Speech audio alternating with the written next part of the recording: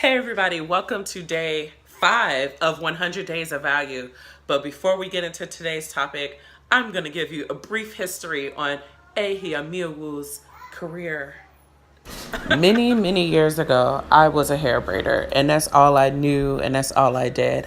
I worked from home and I worked out of hair braiding shops, and it was the foundation of where I learned how to work for other people and also work for myself. Throughout the years while I was hair braiding, I was also doing crochet. I was crocheting a lot of hats and a lot of scarves, and I was selling them to people and giving them away to my friends. I did organo gold. Oh my God, it was a disaster. That's when I first learned about MLMs, how they work, and how hard it is to really sell a product that you're not 100% behind. I also got into making jewelry. I made jewelry, I sold it, I got my stuff into a shop, and then that shop closed down. But I learned that photography equals money. So I got really good at taking photos, so good that I made the switch from shooting jewelry to shooting actual people. So I started off with my friends and family and realized like I might have some talent here. So I started building out my portfolio and taking pictures all around the neighborhood. And I also took a lot of pictures, like I said, of my family and also myself, just to practice on and learn about lighting and decorating and staging photos. And then I moved on from that to actually doing shows, which was the most exciting thing I ever got to do in my entire career. I went to shows, I went to fashion shows, music shows, art shows, you name it. I was there taking photos for free just to build up my portfolio because I really fell in love with photography. The photography led to doing an internship while I was looking for different gigs. I got to work with Icy Stars, which was the tech foundation that led me to my 4-year career as a software analyst, where I got to go on many different client sites and I got to travel the world, go to India for 5 weeks, which was the best thing ever. I got to go with my bestie. Yes, 2 points. I was so excited to spend that time with her. I was so happy to be there. And it was just a memorable experience. And the best part was I also got to travel with my family. We did a lot of flying back and forth to Houston. And we did it so much that my kids got used to it. They got used to it. And I hate flying. And when I was back in Chicago, I got to spend more time with the kids and just hang out and have fun and explore the states, different states. We got to go to Louisiana, Austin, Texas, Indiana. We went almost everywhere. I then made the decision to do Geek Moms Co. full time, where we work and do business and media tech for our clients. I got the chance to do vlogging again, which was very new to me. We have a whole bunch of videos of our vlog out in Houston. We still got to explore different museums and neighborhoods. And I got a chance to ramp back up on my photography because I absolutely love it. I love what I do. And I got to speak at different conferences. And that is my life today. So I'm going to give you 3 lessons that I learned from doing hair and then 3 lessons that I learned from the corporate world. Whew, let's get into it. So one lesson that I did learn from braiding hair is that no matter what work you give, even if you give the most quality work, if that experience with that customer is horrible, they'll never come back to you again. And you won't get a tip. So one thing that I did learn from corporate life is sometimes you have to face the dragon. You have to face it. And that dragon is usually some type of fear that you have, whether it's another person or it's a thing that you have to accomplish. The one thing that I am thankful for is the place that I was working at. They do a lot of throwing you in the fire and seeing how you come out of it. So I was very used to that type of culture. So whenever I was faced with a really difficult, like, oh God, I don't want to speak in front of these people, or oh God, I have to do this presentation and I'm not ready, or oh God, I got to hold this meeting with everybody, You kind of have to take it head on and plan it out in your head and just do it. And when it comes to people, one thing that you can do is come to people on a human to human connection. And that's the best way I could describe it, because I know that there's situations where people are dealing with stuff personally and it comes out at work and there's all this friction, and in your head you're like, but that's none of my business, that's not my problem, that's not my business, I just can't. You kind of have to hold that aside, wrangle it in, do not let that out, hold it on the inside, and kind of just come to the person on a human to human, like, look, I know you need XYZ, I need XYZ, how can we make this work? And if it continues to be friction, avoid it. I have avoided so many problems just by accepting that some things is what it is. You try, if that doesn't work, you drop it. But what you don't want to do is come with this like attitude and cause more friction.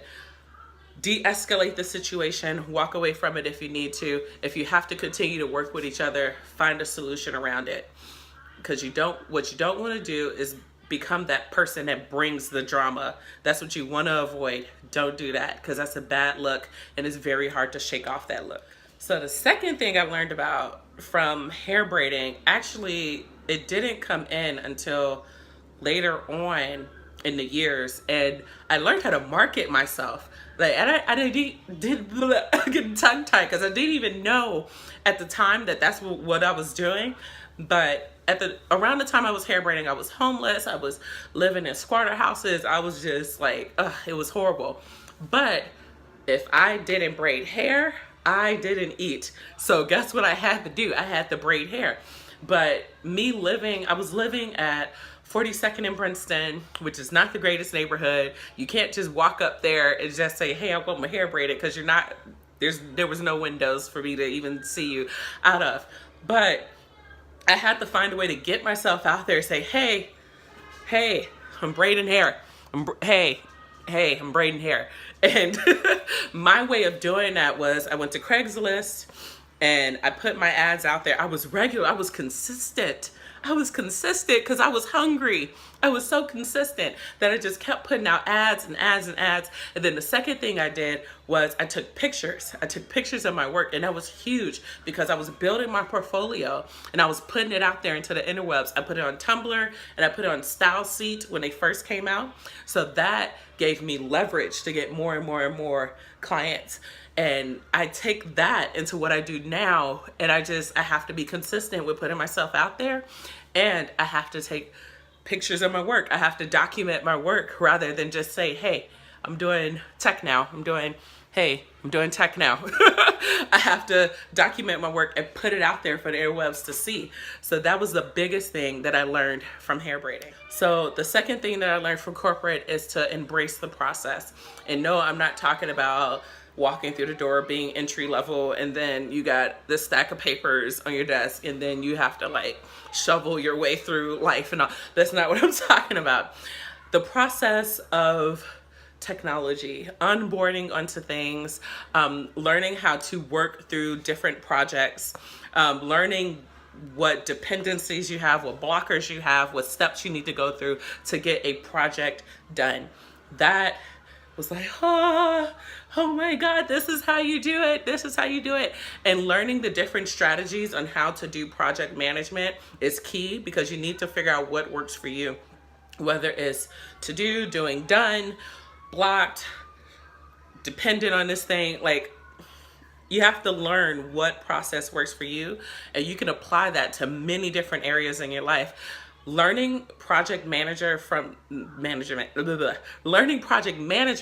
from the company that I was working for helped me launch off Geek Moms Co.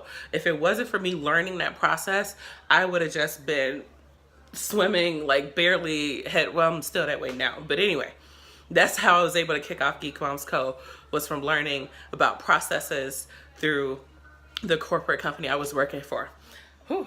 So the third thing that I learned from not only hair braiding, but also corporate life is to be grateful for the position that you're in at the time. As a hair braider, it was difficult times where I felt like, okay, I really don't want to work out of this shop anymore. I just don't know if I could continue to do this.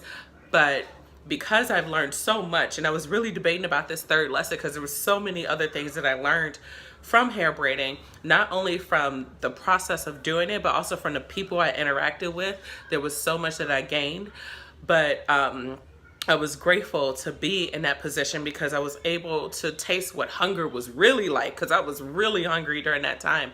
And because of the hunger, that's how I strived and I moved forward. I kept pushing that, and I took the pictures, and I went on Tumblr, and I went on StyleSeek, and I kept braiding hair, and I kept pushing forward because I had that legit hunger of wanting more and having consistent income. Because the one thing that I didn't have back then was consistent income. It was very new to me when I finally got into corporate and I had consistent checks coming in. It felt great. And also in the corporate space, you have to be grateful for where you're at.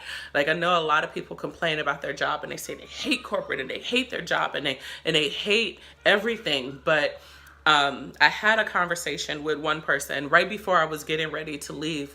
I had a conversation with actually my two best friends, and they said, take this experience and see what you can pluck out for your own business. See what you would change and what would you take away from the time that you had in this career into your own business.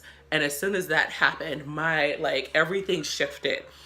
And it was like, holy crap. Like, this is a business. It's not my business, but the people that I work for, it's a business. So then I started seeing things from a higher level. It was instant. Like, I instantly went from, I'm just an employee, you know, pushing out this code, testing these things. It shifted from that to what's happening at the top level.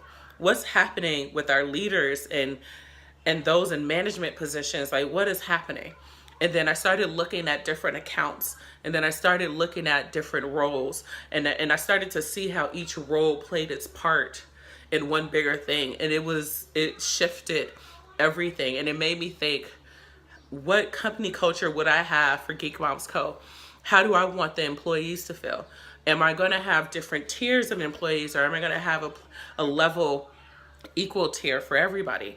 Like, there were so many things that I just haven't even thought of before preparing to make that leap, that if I didn't have that conversation, I wouldn't even be thinking about those things. Things like gender identity, things like diversity. Those are things that I have to think about now as a founder, as a CEO for my own company. So I was super grateful that I was able to have that experience of working for a top tech company, of going to different conferences just to see what the industry is like. I would have had no idea what the tech industry was like if it wasn't for that corporate job. If it wasn't for that, Geek Moms Co would have stayed as a blog, because for me as a Black woman, it was hard for me to imagine myself, especially as a hair braider, to be in this corporate analyst technology realm. But now that I have shifted, now it's like, what else can I shift through? What else is out there for me? So I'm forever grateful for all the positions that I've been in, all the jobs, all the hustles that I started. I will be forever grateful. And that is what I want to give to you for day 5 of 100 Days of Value. So what is something that you're grateful for throughout your career that has given you so much in the position that you're at now?